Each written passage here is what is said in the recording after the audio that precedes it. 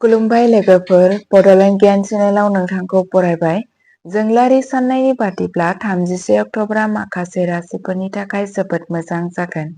नाथाय माखासे राशिफोरनि थाखाय बेयो सरासनस्रा फिथाइ होगोन। 31 अक्ट'बर 2025आव बबे राशिफोरा मुलाम्फा जागोन आरो बबे राशिफोरा खैफोदाव गोग्लैनो हागौ, मेष राशिनिफ्राय मीन राशिसिम थासारिखौ मिथिना लानि। बेनिखायनो भिडिअखौ जोबजासिम नायथार आरो चेनेलखौ लाइक, शेयार आरो साबस्क्राइब खालामनो दाबाव। मेष राशि, दिनै नोंथाङा दावबायनो बिथांखि लानो हागोन। गावनि लोगोरिखौ बांसिन सम हो। नोंथाङा बेखौ उननि थाखोआवबो लांनो साननो हायो। मावख'आव आब्रुथि गोनां जागोन। धोन आरो सम्पथिनि खोथाया मोजां। वृश्चिक राशि, दिनैनि साना नोंथांनि रोंग'थिखौ बांहोनो आरो माखासे गोदान रोंग'थि सोलोंनायाव रां खाथायनो थाखाय मोजां जागोन।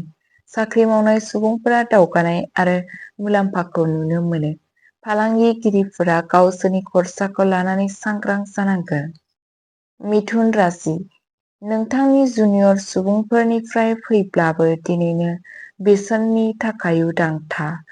फालांगिया जौगागोन, बेनिखायनो नोंथाङा मोजां मुलाम्फानि मिजिंथिनो हागोन। रां आरो रांखान्थिनि बेलायाव समा मोजां जागोन। कर्क राशि, दिनै गोदान खामानि मोन्नायनि गोबां सम्भाबना दं। दिनै बैसोगोराफोरजों सांग्रां जानांगोन। राजखान्थिनि बोलि जानो हागौ, अहंकारि जानो नाङा।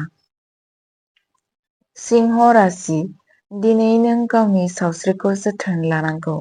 थाव गोनां आदारनिफ्राय गोजानाव था आरो गोसोआरि सावस्रिनि सायाव नोजोर हो। दिनैनि साना गोजोनथाव जागोन।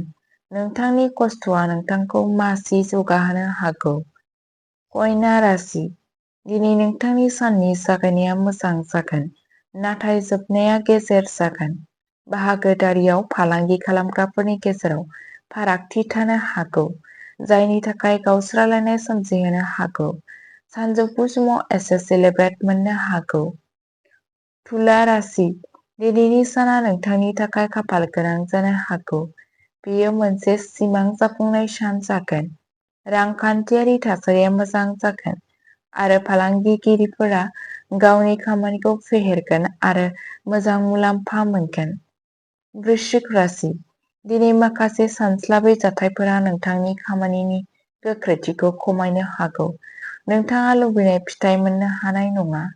रांखान्थियारि थासारिया आसा खालामनाय बादि जागोन, नाथाय माखासे सानस्लाबै खरसाफोरा थासारिखौ गाज्रि खालामनो हागौ। धनु राशि, दिनै गावखौ आरो बिगुरखौ गोग्गो लाखिनो थाखाय नोंथाङा जाग्रा आदाराव गोथां मैगंफोरखौ लाफानांगौ। फिटनेसनि सायाव नोजोर हो आरो स्ट्रेसनिफ्राय गोजानाव था। नोंथांनि हाबाखौ बाख्नायनाय जागोन। मकर राशि, दिनै केरियार आरो रांखान्थियारि जिउआ नर्मेल जागोन। फालांगिया रांखान्थियारि लोरबांथि जानो हागौ आरो माखासे खहाबो जानो हागौ। दिनै नोंथाङा मोनसे मोजां नोजोरखौ लाखिनांगोन। कुम्भ राशि, दिनै नोंथाङा गावनि थांखिखौ मोनफुंनो थाखाय गोबां नाजानो गोनां जानो हागौ। नारसिननायनिफ्राय बारग'नो थाखाय गावखौ जोथोन लानायाव गोसो हो। नखरनि सोद्रोमाफोरनिफ्राय माबा मोनसे मोजां खौरां मोननो हागौ। मीन राशि, दिनै नोंथाङा गावनि केरियाराव माखासे जाहोननि थाखाय मोगा-मोगि जानो गोनां जानो हागौ। गावखौ जोथोन लानायाव गोसो हो। नोंथांनि खरसाया बांनो हागौ।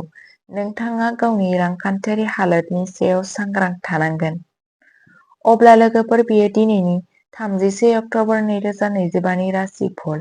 नोंथाङा बबे राशिनि राशि आरो नोंथांनि साना माबोरै थांगोन जोंनो कमेन्टफोराव खोन्थाहर।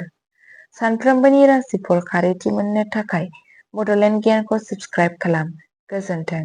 दिनैनि साना मोजां जाथों।